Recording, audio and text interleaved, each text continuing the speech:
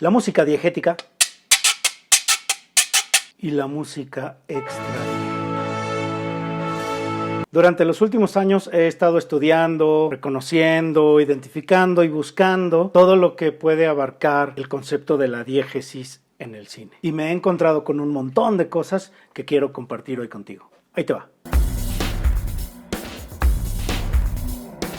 Primero, vamos a ver de dónde viene el término. Recordemos que las primeras historias, las primeras narraciones que el ser humano empezó a contar, eran situaciones de la vida real, anécdotas o hasta chismes de lo que pasaba en sus pueblos. Pero poco a poco empezaron a contar historias más complejas, con seres fantásticos, dioses, monstruos y personajes que nunca existieron en la vida real. Así que los griegos, para diferenciar los dos tipos de historias, utilizaron la palabra mímesis para referirse a los relatos reales y la diégesis para los ficticios. Es como si un documental fuera una mímesis y una ficción una diégesis.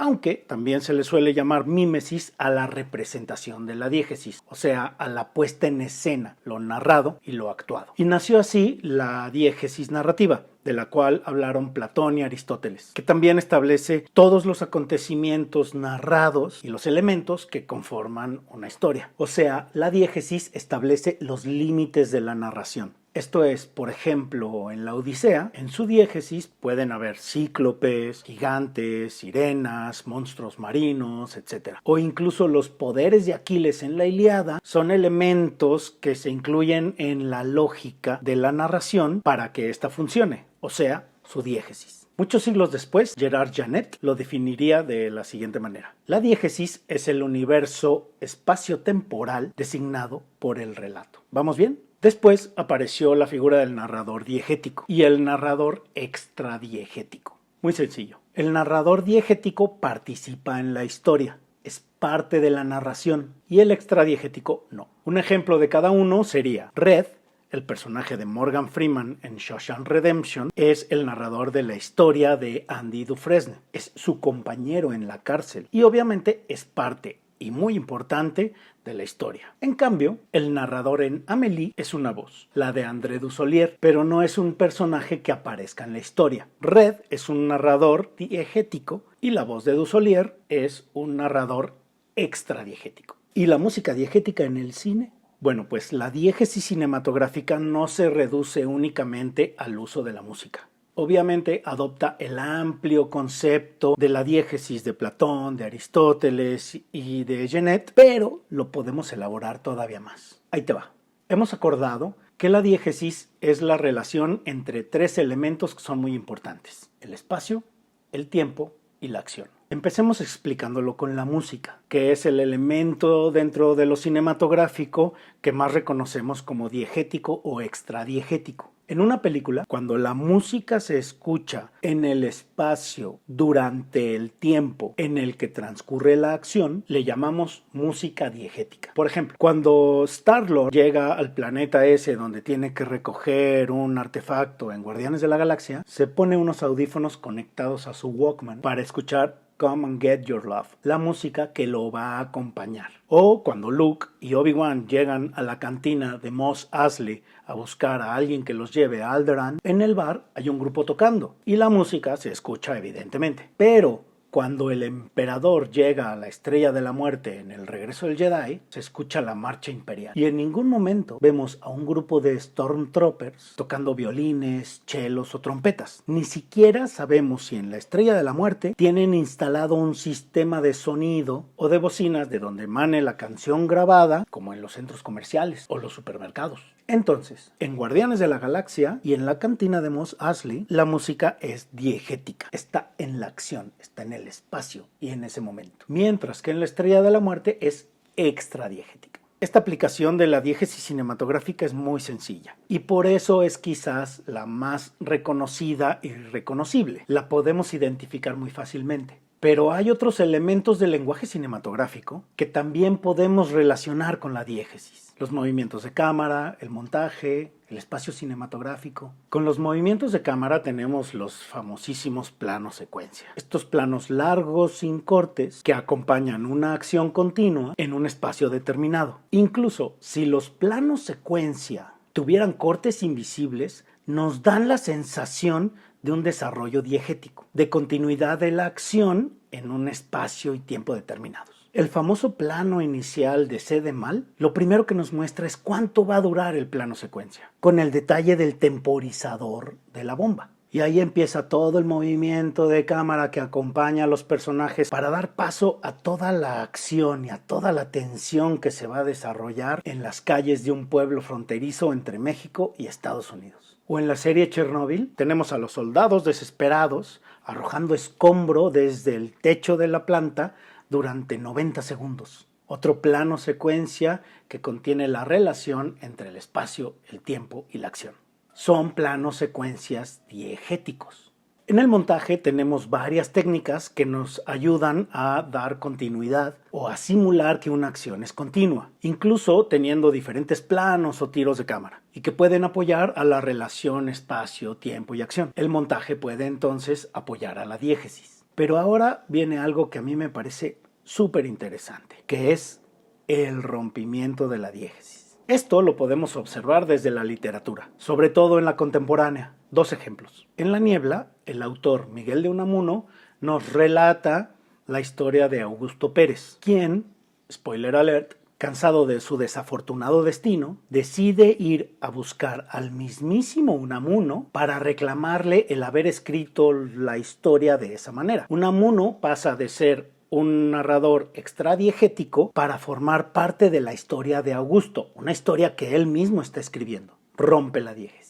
Otro ejemplo que ha influido mucho y que ha sido referencia de innumerables obras cinematográficas es el texto 6 personajes en busca de autor, de Luigi Pirandello. Lo que sucede en esa obra es que, durante un ensayo de un grupo teatral, aparecen 6 personajes que piden que los actores interpreten sus vidas. Esos personajes rompen la diégesis para formar parte de la historia de los actores, que a su vez son otra diégesis. Esta obra es muy importante. ¿Viste La Rosa Púrpura del Cairo? En esta película de Woody Allen, el actor de cine Tom Baxter literalmente sale de la pantalla para convivir con Cecilia, una espectadora fanática de sus películas. Algo similar a lo que pasa en Last Action Hero, en donde Jack Slater, el personaje interpretado por Arnold Schwarzenegger,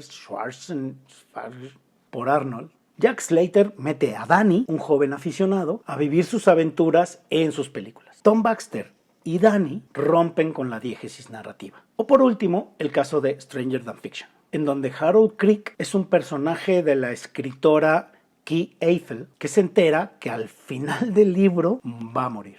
O, spoiler alert, el final de The Dead Don't Die de Jim Jarmusch, que no te la voy a contar para que la veas. Estos son ejemplos del rompimiento de la diégesis narrativa. Ahora te voy a dar ejemplos de cómo podemos romper la diégesis cinematográfica. Podemos empezar con la música.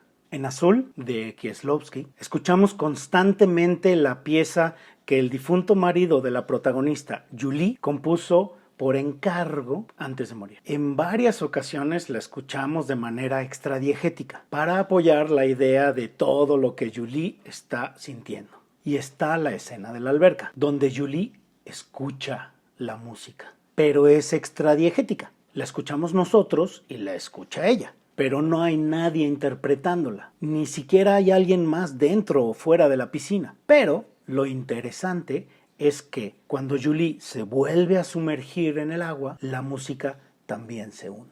Va otro ejemplo. En A Ghost Story, el personaje interpretado por Rooney Mara quiere hablar de un tema muy importante con el personaje interpretado por Casey Affleck. Pero para evadir esa conversación, él le enseña una rolita que acaba de componer y le pone los audífonos a ella, que escucha la canción y nosotros, los espectadores, también la escuchamos. O sea, es música diegética. Pero resulta que es un recuerdo. Y vemos cómo ahora ella está escuchando la misma rola, pero después de que el chico murió. Y lo que hace David Lowery, el director de la peli, es muy interesante, porque al mostrarnos el presente, cambia la reverberación de la canción, rompe con la diégesis temporal, y esto le da un giro emocional a la secuencia que es muy interesante. Pero mi rompimiento de diégesis favorito en la música es hacia el final de 8 y medio, cuando Guido llega al set de grabación en donde tiene esta rueda de prensa en la que tiene que inventar que está haciendo una película, cuando en realidad está completamente bloqueado y nada más no puede.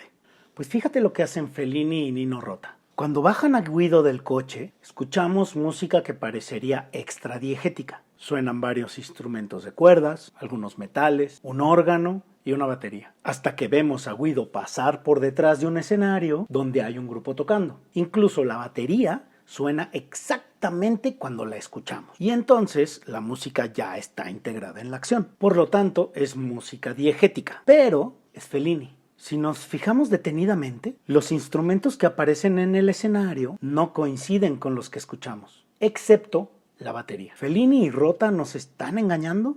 No, al contrario. Están usando la diégesis para decirnos qué es lo que Guido pretende hacer ante la prensa que le va a preguntar sobre su próximo proyecto. O sea que Guido es el que va a engañar. Ejemplos de rompimientos de la diégesis utilizando el montaje también hay bastantes. Quien hizo un tratado completo de esto fue Alain Resnais en el año pasado en el Marienbad, en donde nunca sabes bien si la acción es la misma y está transcurriendo en un tiempo determinado o incluso si el espacio es realmente en el que acabas de ver la acción anterior.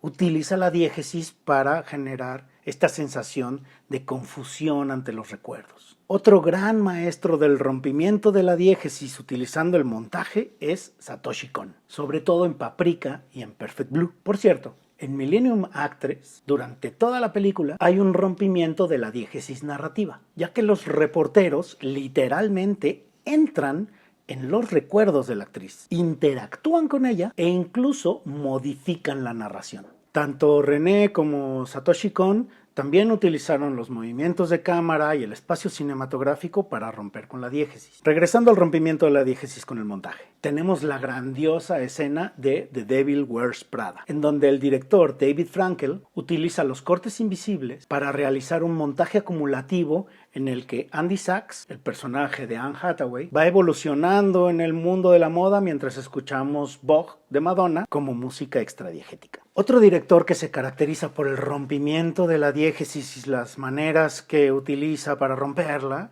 es Michel Gondry, a quien le podríamos dedicar un video entero sobre este tema en toda su filmografía. Vamos a ver solo un ejemplo de cómo nos puede sorprender este realizador. En Eternal Sunshine of the Spotless Mind, Joel va a casa de sus amigos a contarles que fue a buscar a Clementine a la librería donde trabaja, y ella no lo reconoció. Seguimos con el movimiento de cámara a Joel, que empieza a caminar todo sacado de onda por los pasillos de la librería y aparece en el mismo plano en la casa de sus amigos. Gondry hace muchísimo esto, a lo que llamamos una elipsis interna del plano, que en este caso también es una transformación del espacio. Algo muy similar es lo que hace Sean Ellis en la película Cashback. Cada que vemos que Ben recuerda su infancia, se transforma el tiempo, el espacio y la acción en el mismo plano, rompiendo la diégesis. Y esto lo hace en varias ocasiones. Algo similar hizo el gran director mexicano Ernesto Contreras en Sueño en otro idioma. Cuando Evaristo, ya mayor, está en el panteón y sigue la imagen de Evaristo de joven por la selva, y en el mismo movimiento de cámara vemos a Evaristo también de joven.